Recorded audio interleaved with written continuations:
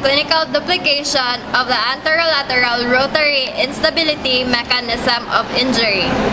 The patient lies supine while relaxed. The examiner holds the patient's ankle and foot so that the leg is laterally rotated and braced against the examiner's abdomen. The knee is then flexed to 30 degrees and the examiner ensures that the hamstring muscles are relaxed.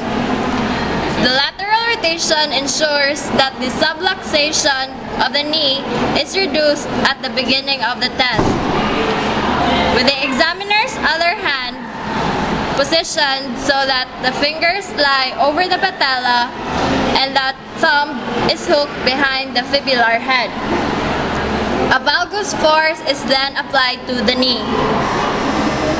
The examiner uses the abdomen as a fulcrum while extending the patient's knee and applying forward pressure behind the fibular head with the thumb.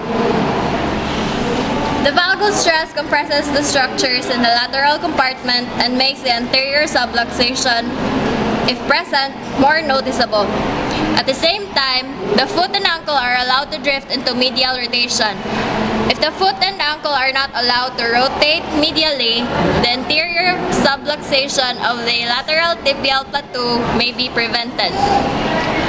Just before full extension of the knee, there will be a clunk forward if the test is positive, and the patient must recognize the movement as the instability that was previously experienced. This clunk means that the tibia has subluxated anteriorly and indicates injury to the anterior cruciate ligament, posterolateral capsule, arcuate popliteus complex, lateral collateral ligament, and the iliotibial. Jerk test of Houston. The patient lies supine with the hips flexed to 45 degrees and the knees flexed to 90 degrees. The heel of one hand is placed behind the fibular head to produce medial rotation of the tibia. The leg is then extended, maintaining medial rotation and a valgus stress. At 20 to 30 degrees, the tibia shifts forward, causing a subluxation of the lateral tibial plateau with a jerk if the test is positive. If the leg is carried into further extension, it spontaneously reduces. A positive jerk test indicates that the following structures have probably been injured to some degree: the anterior cruciate ligament, posterolateral capsule, arcuate popliteus complex, lateral collateral ligament, and the iliotibial band. Slocum anterolateral rotary instability test. The patient is in the side-lying position approximately 30 degrees from supine. The bottom leg is the uninvolved leg and the knee is flexed to add stability. The foot of the involved leg rests and is stabilized on the examining table with the patient's foot in medial rotation and the knee in extension and valgus. This position helps to eliminate hip rotation during the test.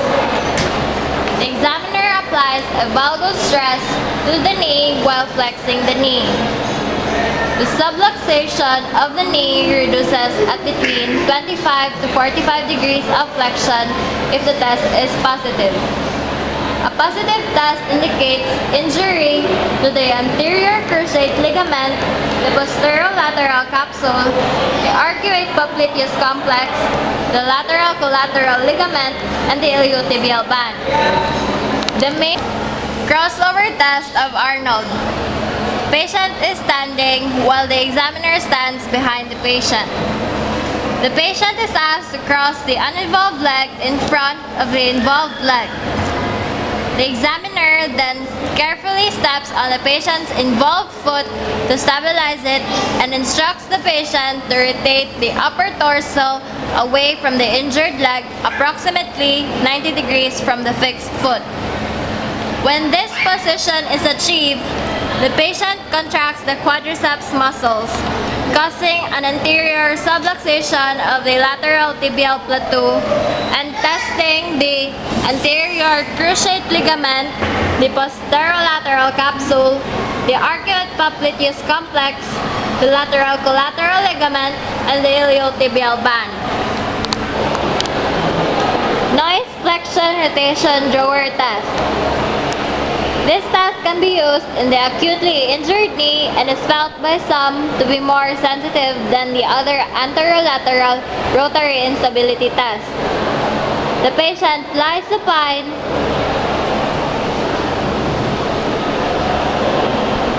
and the examiner holds the patient's ankle between the examiner's trunk and arm with the hands around the tibia.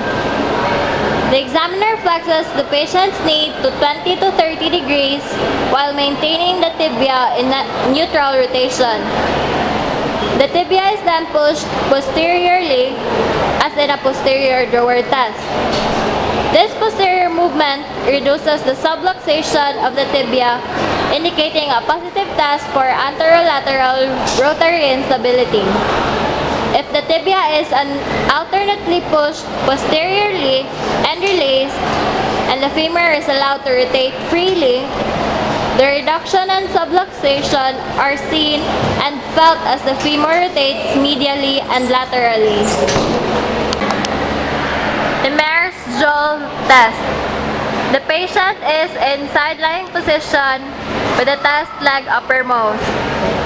For the test to work, the patient must be relaxed. With one hand, the examiner medially rotates the tibia by grasping the foot and medially rotating it with the knee in extension. The back of the other hand pushes slightly against the biceps tendon and head of the fibula, while the hand on the foot flexes and extends the knee. In a positive test, at about 15 to 20 degrees of flexion, a jolt occurs with displacement of the tibia, indicating a positive test for anterolateral instability. Nakajima test. The patient lies supine and the examiner stands on the side of the test leg. The patient's foot is held with one hand, which medially rotates the tibia. The knee is flexed to 90 degrees.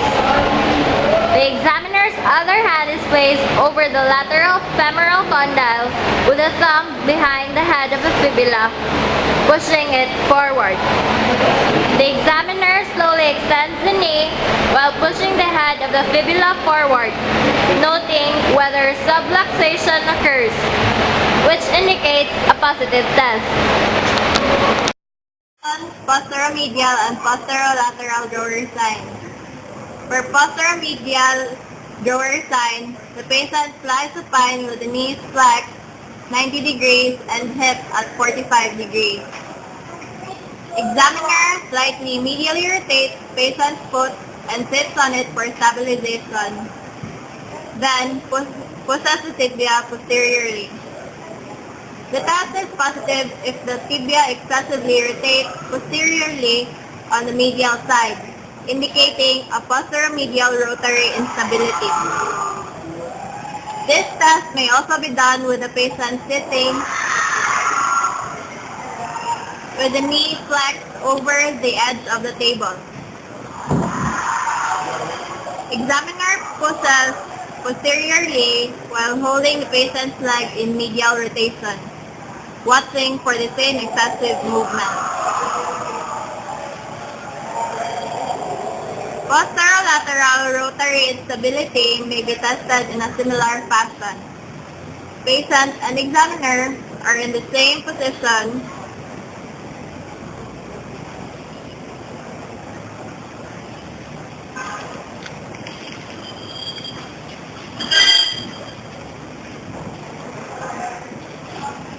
but the patient's foot is in slight lateral rotation. Test is positive if the tibia rotates posteriorly on the lateral side an excessive amount relative to the uninvolved leg when the examiner pushes the tibia posteriorly.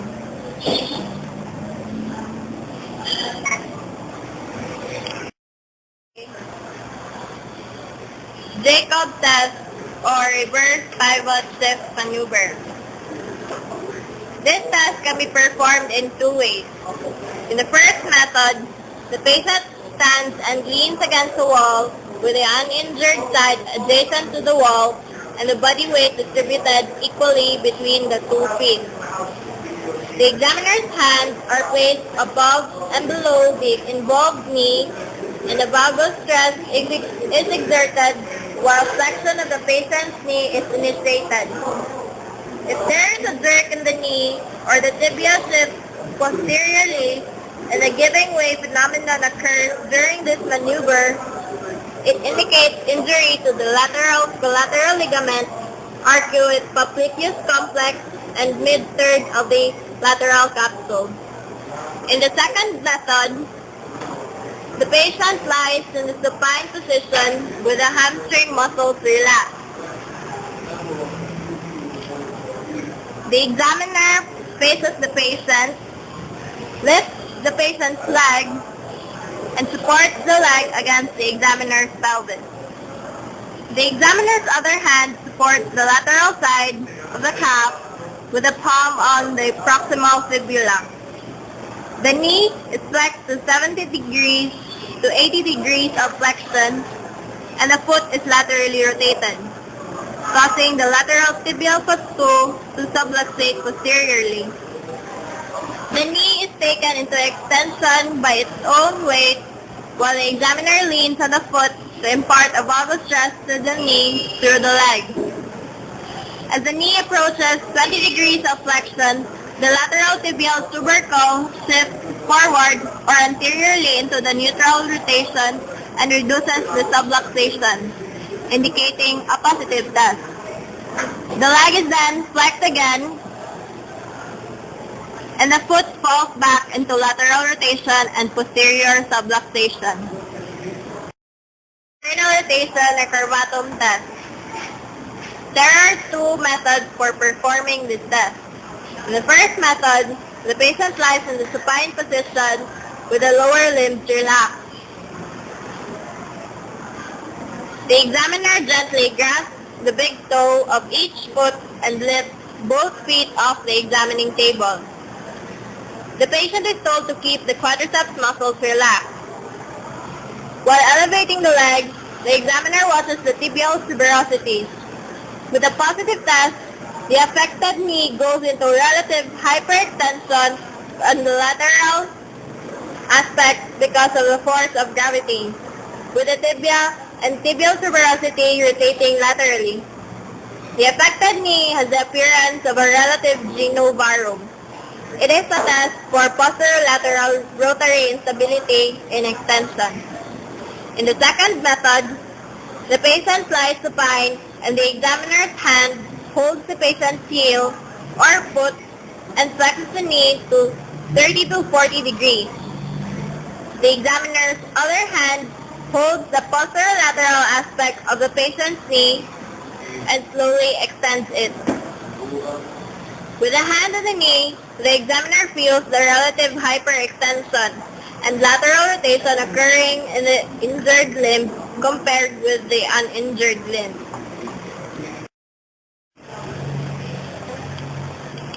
Loomer's posterolateral rotary instability test. Patient lies supine and flexes both hips and both knees to 90 degrees. The examiner grasps the feet and maximally laterally rotates both tibias. The test is considered positive if the injured tibia laterally rotates excessively and there is a posterior sag of the affected tibial tubercle. Both signs must be present for a positive test.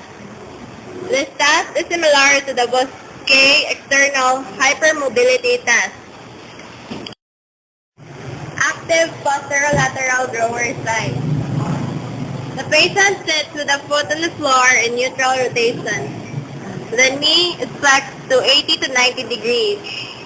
The patient is asked to isometrically contract the hamstrings, primarily the lateral one, while the examiner stabilizes the foot.